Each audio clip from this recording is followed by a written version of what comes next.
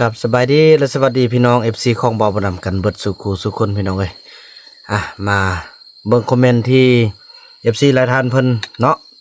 คอมเมนต์มาโอ้พี่น้องเอ้ยก็มีคอมเมนต์ที่ยังบ่ดีอยู่พี่น้องเอ้ยยกตัวอย่างพี่น้องคอมเมนต์นี้เพิ่นว่าเนาะบุญนำทำถูกทุกอย่างคนอื่นทำผิดยกเว้นบุญนำทำทุกอย่างพี่น้องเอ้ยเนาะอันนี้บ่าวบุญนำจะขออนุญาตคอมเมนต์เนาะให้คิดว่างานนี้เป็นงานที่บ่าวบุญนำเป็นคนที่บุกลุยคนเดียวมาก่อนฉะนั้นแหละข้อผิดพลาดมันก็หลายๆอย่างพี่น้องเอ้ยเนาะแต่ว่าการที่บ่าวบุญนำว่าคนอื่นผิดนั่นก็ต้องเปลี่ยนแปลงพี่น้องเอ้ยเนาะอันนี้บุญนำทำทุกอย่างคนอื่นทำไม่ถูกสักคนอยากให้มาอยู่หลังบ้านเบิ่งเนาะแล้วก็มีท่านหนึ่งเนาะเพิ่นได้คอมเมนต์มาบอกพี่น้องเอ้ยเพิ่นก็บอกว่ายังเกาะคือกันนะพี่น้องเอ้ยอยู่ในนี่แหละมันหักเลิกให้เพิ่นว่าจังสิพี่น้องเนาะเพิ่นว่าบุญนำยกย่องแต่ตัวเองว่าตัวเองดีไม่มีใครย่องพี่น้องเอ้ยอันนี้บ่าวบุญนำก็บ่สร้างสิว่าแหละก็เฮ็ดจังได๋เนาะสองอย่างนี่มันจะทึกอันเดียวกันเลยก็ยังบ่มีไผย่องน่ะก็เฮาก็ย่องผู้เดียวแหละเนาะเฮ็ดเอาได้แนวเฮาเฮ็ดได้แม่นบ่พี่น้องเอ้ยก็เฮาเฮ็ดได้แล้วเด้เฮาก็ต้องย่องแล้วมันบ่เห็นบ่มีนักข่าวได้สิมาเฮ็ดว่าย่องเฮาจะบ่มียูทูบเบอร์ซ่องได้ที่มาย่องเฮาก็ย่องเอาเองเฮาบ่ได้ซื้อได้จ้างอีกเขาเว้าของเฮาเองแล้วเฮาก็ย่องในผลงานที่เฮาเฮ็ดได้แม่นบ่เอาดินเฮือนดินนาทำการผลิตมีข้าวกินทุกอย่างก็ย้อนไผก็ย้อนความที่ว่าสู้สนของบ่าวบุญนำย้อนความไว้ใจของ FC จึงส่งให้บ่าวบุญนำถ้าบ่มีบ่าวบุญนำมันก็บ่ได้เด้เห็นเนาะได้จะเป็นก็ต้องได้ยองได้พี่น้องเอ้ยเนาะเฮาเฮ็ดได้แล้วต้องยองยองว่าโอ้ดีใจเด้ที่ว่าตอนนี้เฮาก็ได้สำนี้อีหยังต่างสำนี้ก็ว่าเฮายองเฮาก็ว่าภูมิใจในสิ่งที่บ่าวบุญนำบุกบืนแล้วก็สู้ซนผ่านภาพมาได้ถึงขนาดนี้รวมด้วย FC ที่ช่วยกันบ่าวบุญนำก็ว่าสำนี้แล้วว่าบ่าวบุญนำยองตัวเองโง่สุดเลยคนนั้นคือสิคำยองของคนนั้นจักจะว่าจังได๋บ่เข้าใจเนาะมันสิแบบใดก็อยากฮู้อยู่เนาะก็สร้างมันบ่ถือสาดอกพี่น้องเอ้ยเนาะขอแต่อยากให้เว้าหลายก็ยันสิบ่ได้อยู่เบิ่งยันบ่ได้ติดตามนะยันสิเลิกติดตามแล้วไปทางอื่นนะแต่เสื้อคนประเภทนี้มันบ่ได้ติดตามดอกมันมีแต่เข้ามาซ่องมันฮู้ชื่อของซ่องนี่มันจำอยู่ในสมองมันจนฮอดมือมันสิ้นลมหายใจพุ่นแหละแต่มันบ่เคยติดตามดอกมันมีแต่เข้ามาซ่องโดนๆแวะมาซ่องหรือว่าซ่องได้ที่บ่แม่นโดนๆหรอกทุกมื้อแหละมันมาซ่องเบิ่งนะพี่น้องเอ้ยเนาะยอมเลยเนาะก็คอมเมนต์นี้เอาง่ายๆไม่ว่าเรื่องอะไรบุญนำไม่ผิดนะก็เช็ดจังได๋เฮาเป็นผู้นำพาเนาะคันเฮาพาเฮาคิดว่าทึกมันก็ต้องทึกอยู่แล้วล่ะเฮาดูแลเขาเด้เฮาบ่เคยพาเขาเจ้าไปเฮ็ดแบบมันเสื่อมเสียหรือว่าให้มันเจ็บปวดอีหยังต่างคันเฮาผิดก็ผิดแบบใดบ่นำบ่เข้าใจไว้จักสิผิดตัวใดผิดย้อนที่ว่าดูแลพอต้องเรื่องได้ดีบ่ผิดที่ว่าพี่น้องพอต้องเรื่องเจ็บเป็นอุ่นๆเราไปปัวดีบ่หรือว่าแบบนั้นบ่อันผิดของคนที่มันคอมเมนต์มานะเนาะเพราะว่าเราก็บ่เข้าใจงึดเลยเนาะงึดความทึกของคนนี้นี่จักสิเป็นจังได๋พี่น้องเอ้ยบ่เข้าใจเลย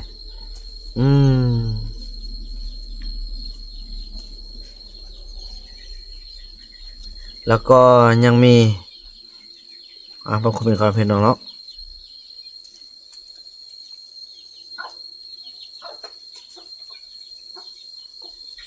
เอาคำที่ FC แนะนำด้วยนะบอกสาวติ๊กช่วยกันทำงานถึงจะไม่ทำงานนักก็ต้องทำงานเบาๆก็ได้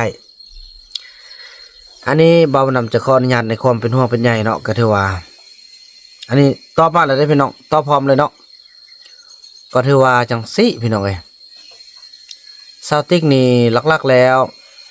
เบานำกะซ่อนนั่นแหละซ่อนเฮ็ดเวียกนึงกะ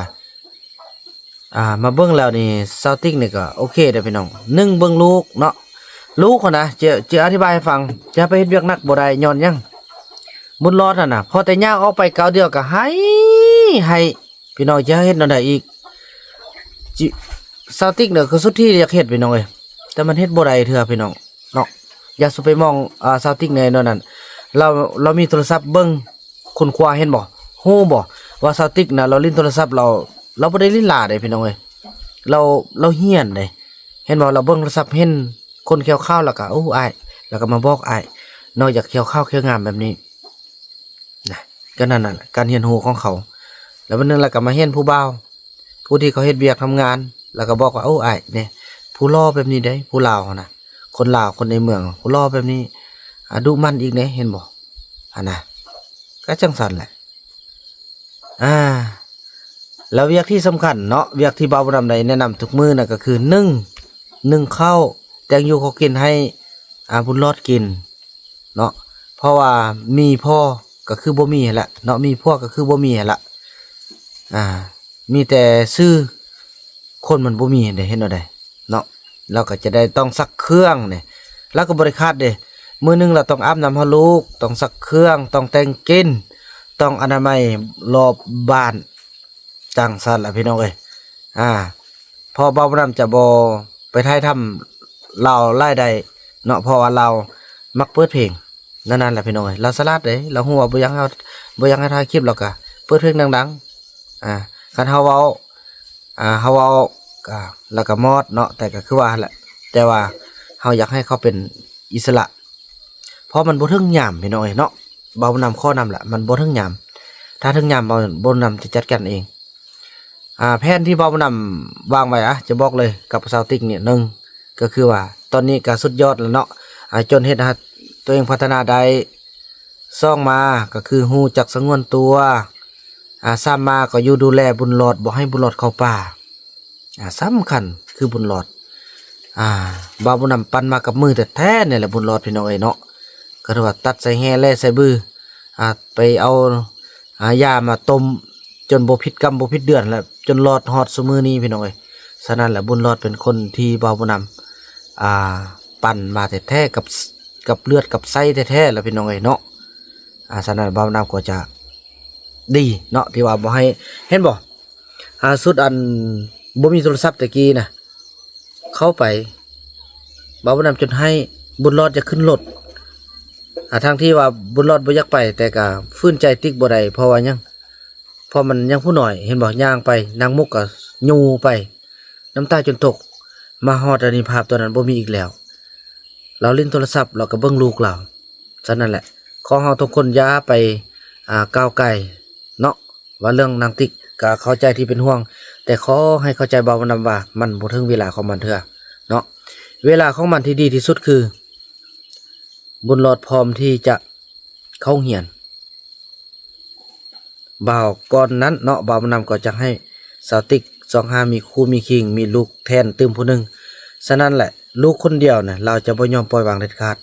ต้องให้มีลูกมาซ้อนตึมเราจึงจะปล่อยวางเฮาต้องเบิ่งอนาคตยาวไกลลูกไผว่าสิบ่ฮักเนาะนางลีเราก็ฮักลูกเราพอเราให้เราตีตะกี้ตอนอยู่ป่าก็ย้อนว่าความอึดความยากจังซั่นล่ะพี่น้องเอ้ยเนาะต่อมาบัดนี้พี่น้องเอ้ย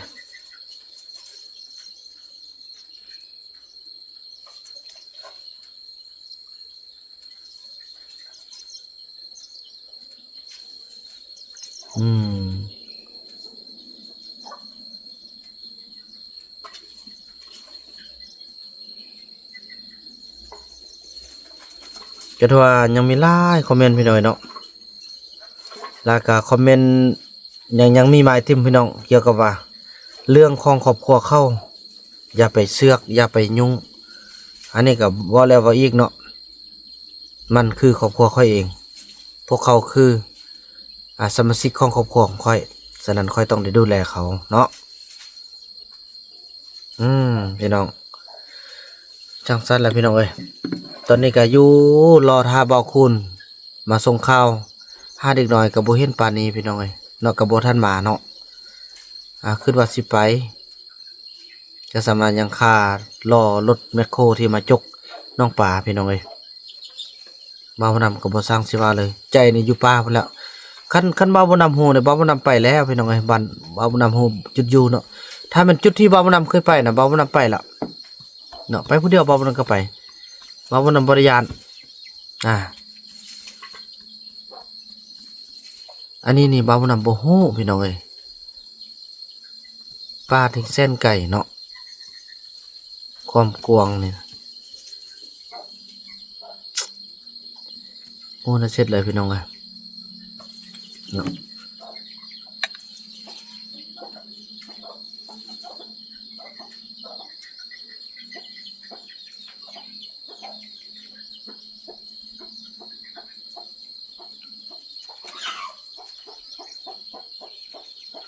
ตอนนี้ก็ถือว่าแจ้งแล้วพี่น้องเนาะแจ้งเข้าหายแล้วพี่น้องว่าเกี่ยวกับเซาลีแหละก็ถือว่าน่าเป็นห่วงหนังเนาะแล้วก็มีหลายท่านเนาะคอมเมนต์บอกว่า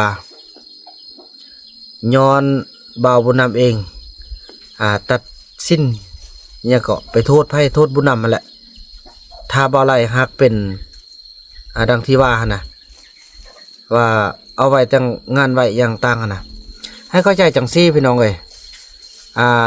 ก่อนที่ว่ายังให้คิดย้อนคืนเนาะก็แบบว่าเบาไหลเนาะเราเป็น FC ของเบาน้ำเรามาหับจางอยู่ไกลๆนี้เนาะแล้ววันนี้เบาน้ำก็เราก็ส่งเงินมาหนะก่อนมีนั่นเนาะก็คิดว่าจะเป็นคนดีแล้วก็ซื้อของอยู่ของกินซื้อหมักไม้ย่างต่างๆให้กินแล้วก็ไปย่ามเบิ้งเนาะแล้วก็มีเวลาเราก็มาย่ามแต่เอาฮูบอลบัดนี้หลังจากฮูบอลอยู่ฮูบอลที่ซาลีอยู่บ่าวนำช่วงที่ว่าบ่าวนำไปเวียกเขาเจ้าก็มีเบอร์กันเนี่ยโทรเขาเจ้าก็มาฮับเอากันไปอยู่ไปนอนเป็นคืนเด้พี่น้องเอ้ยเนาะบ่ให้บ่าวนำแต่งจะว่าจังใดบ่าวนำก็คันเขาว่าบ่มักบ่ฮักบ่าวนำก็บ่ให้แต่งดอกนี้เขาเจ้าก็ว่าฮักมักกันทุกอย่างก็จนเอาไปนอนนั่นน่ะก็เป็นการที่ว่ามาอีหยังบ่เพื่อบ่ให้อันเขาเจ้าเสียเนื้อเสียตัวฟรีเนาะเขาต้องจัดงานแต่งขึ้นมาแล้วก็มาถามความรู้สึกของเขาก็มามักเด้คันถ้าเบาไหลบ่มาลักพาไปเที่ยวนั่นน่ะเป้าบ่นำก็บ่ได้ใจฮ้อนดอกพี่น้องอันนี้บ่ว่าเพิ่นว่าโตพี่น้องสมมุติว่าเฮามีลูกสาวเนาะยกตัวอย่างเฮือนหลังนึงเฮาเป็นพ่อหรือว่าเป็นแม่หั่นนะ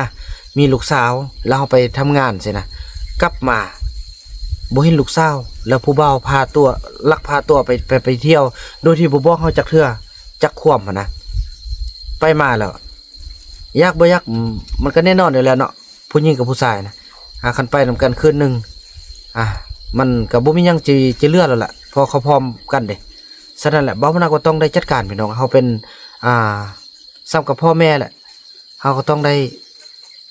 เบิ่งแหละเนาะคันสมมุติเขาบ่เอาเฮาก็ต้องป้องกันใช้โทษแม่นบ่เว้าตามระเบียบกฎหมายนั่นแหละพี่น้องเอ้ยคันสมมุติว่าคันเว้าไรบ่เอาเนาะก็สิเว้าเรื่องเรื่องพวกแพงจิตใจหั่นแหละมันสิว่าเรื่องกฎหมายแล้วมันก็ผู้ใดสุคนสุกอายุฮอด18ปีหมดแล้วเนาะเลยอีกอย่างก็ความยินยอมก็สิมีแด่กับพวกแพงจิตใจซั่นแหละเนาะแพงฮิตแพงของสิว่าเรื่องกฎหมายแล้วมันก็บ่ได้พี่น้องเอ้ยแต่อันนี้เขาเจ้าพาไปแล้วบ่มันก็มาโอ้ลมแล้วก็ปรึกษาหรือทำคันเทิงพี่น้องทุกคนเนาะก็เจ้าเห็นดีนั่นแหละแล้วก็มาพัฒนาสุดท้ายการพัฒนานั้นก็ยากก็เพราะว่าเป็นเพราะเบาไหลฉะนั้นปานนั้นเบานำกำกับได้ถ้าเบานำปะน้อยเดียวนึงกลับมาแล้วส สัตว์สิตายพี่น้องเอ้ยต้นสัตว์หัวอกของเซาหลีบ่าวนำขึ้นไปขึ้นมาก็จนเบื่อพี่น้องเฮาผู้ชายแท้ๆนะเฮาบ่ได้นุ่งสิ้นเนาะเฮานุ่งทรงและเป็นหยังจึงกาลงมือเฮ็ดในสิ่งที่บ่ดีกับคนที่จะว่ากับเพศแม่เนาะเพศแม่ของตนเองถือว่ากระจอกขนาดพี่น้องเป็นผู้ชายที่กระจอกที่สุดผู้ชายประเภทนี้บ่นำบ่สนับสนุนคนที่ทำลายคนที่บ่มีทางสู้โดยเฉพาะคือเพศแม่ของตัวเองบ่นำยอมเลย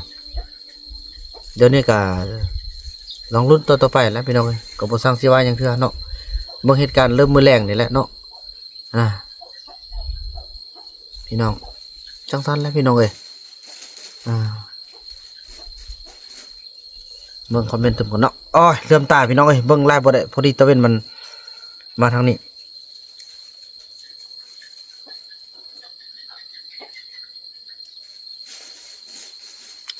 คอมเมนต์นี่เพิ่นก็บอกว่า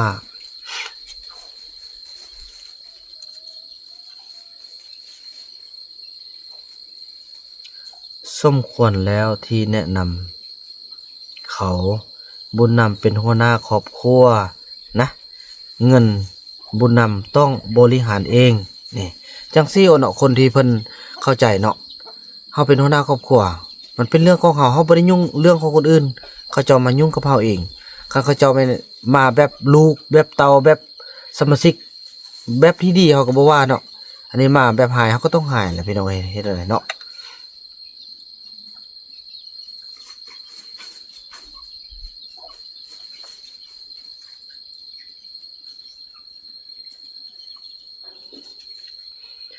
บ่าว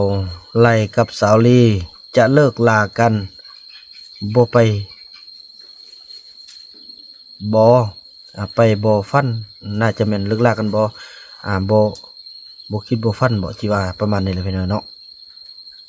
ก็บ่แน่เนาะพี่น้องเนาะรอเบิ่งตามรายการเนาะแต่ว่าอันนี้มาอัปเดตให้ฮู้ก่อนที่ว่าจะเบิ่งคลิปพี่น้องเอ้ยเนาะคอยพูดคอยสอนเบาไล่ไม่มีการศึกษาเขาไม่เข้าใจคอยฝึกฝนคอยอบรมอย่าทิ้งเบาไล่เลยถือว่า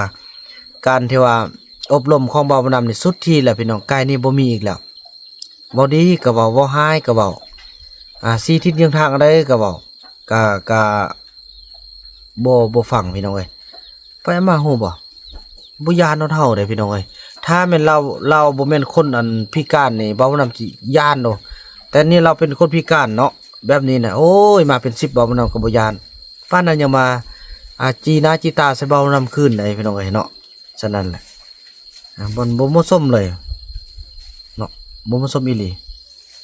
บ่สมกับที่ว่าตัวเองบ่มีเงินมีคำมาจากบาทมาสู้มาพัฒนาพาตรงเรื่องปัจจุบันมามางเพพาตรงเรื่องบ่ได้เด้พี่น้อยเนาะรอเบิ่งตอนต่อไปพี่น้อยบ่ฮู้ว่าอันใดมันสิเกิดขึ้นเนาะเดี๋ยวนี้ก็บ่าวบ่นำนี่มีแต่อยากฮู้ว่า FC ที่เพิ่นคอมเมนต์บ่าวบ่นำว่าบ่าวบ่นำเฮ็ดบ่ดีอีหยังต่างๆหั่นนะอันใดก็ออกชื่ออันใดก็ออกชื่อนะแล้วสิมีหน้าหรือว่ายังสิกล้ามาเบิ่งซองบ่าวบ่นำอยู่บ่ยังสิกล้ามาคอมเมนต์อยู่บ่เนาะเดี๋ยวได้เบิ่งอีหลีว่าพี่น้อยเนาะมันเริ่มตาพี่น้อยมาเดี๋ยวเนาะตอนนี้แค่ไหนทางนี้สมองมืดพดพี่น้อยโอเคทางนี้เนาะเดี๋ยวรอเบิ่งนำกันพี่น้อยเนาะคนที่ต่อต้านบ่าวบ่นำจะเป็นจังไดพี่น้องบ่าวบ่นำก็อยากฮู้ได้เพราะบ่าวบ่นำเชื่อแน่ว่าเรื่องราวตัวนี้เข้มข้นแน่นอนเนาะและบ่แม่นบ่าวบ่นำเป็นคนกำกับในการเขียนละครคือไล่บางท่านเนาะเพิ่นว่านักประพันธ์มือทองนักเขียนบทมือทองแต่ที่จริงแล้วบ่าวบ่นำพี่น้องเอ้ยเนาะหลายคนอาจจะบ่ฮู้บ่าวบ่นำจะเว้าบ่นี้เลยซะบ่าวบ่นำคือนักประพันธ์นักแต่ง ที่ดีเด่นที่สุดอยู่โรงเรียนคือกับก่อนละครบทเพลงอหย่างต่างการแสดงละครบ่าวบุญนำเป็นผู้กำกับมาก่อนละเป็นระดับเขาเจ้าก็เอิ้นว่าระดับอาจารย์บุญนำละเนาะคือถือว่าอันนี้ก็บ่เอามาเว้าละถือว่าไล่ท่านก็บ่ฮู้เด้เนาะบ่าวบุญนำจะเว้าสิซะเนาะเพลงบ่าวบุญนำก็แต่งเองห้องเองแต่งให้นักร้องคนอื่นห้องละครเขียนเองกำกับเองถ่ายเองตัดต่อเองแสดงเองผมด้วยกับลูกเทพแล้วก็หลายๆเรื่องพี่น้องเอ้ยเนาะเป็นทุกอย่างเกี่ยวกับว่ากำกับว่าซั่นซะเนาะก็ถือว่าถึกแล้วล่ะถึกแล้วแต่ว่าเรื่องราวพอต้องเรื่องนี่บ่บ่นำบ่ได้เขียนก็เจ้าเป็นคนเดียวเขียนเองเนาะเขียนในตัวเองเขียนออโต้เลยเนาะบ่บ่นำก็นำไทยตามสบายพี่น้องเอ้ยเนาะละครเรื่องนี้น่ะสบายเขาเจ้าเฮ็ดได้ก็ถ่ายเท่านั้นบ่ได้ว่าบอกว่าเขาพวกเจ้าต้องเฮ็ดอันนี้เด้อพวกเจ้าต้องรีแอคชั่นเด้อ1 2 3เด้อบ่เคยเว้านั่นน่ะแต่ว่าถึกแล้วล่ะที่ว่าเป็นนักประพันธ์เป็นผู้กำกับมือทองนะแม่นแล้วถูกต้องแล้วล่ะเพราะว่าแม้แต่บทเพลงบ่บ่นำกับประพันธ์หลายบทเพลงละเนาะให้นักร้องแล้วก็ให้ตัวเองแล้วก็ให้ผู้อื่นร้องหลายๆเพลงแล้วล่ะแล้วก็ผู้อื่นก็แต่งมาให้บ่บ่นำร้องได้ถูกต้องแล้วล่ะสมเสยที่เข้าใจเนาะจังซั่นแล้วพี่น้องเนาะโทรพอดีคันเทิงเพิ่นได้โทรมามีเวียกอีกแล้วเนาะขอบคุณหลายๆสบายดีพี่น้องเอ้ยพบสรุปคลิปต่อไปเนาะสรุปคลิปต่อไปแล้วก็ไปเบิ่งคลิปตอนแรกพี่น้องเอ้ยเนาะ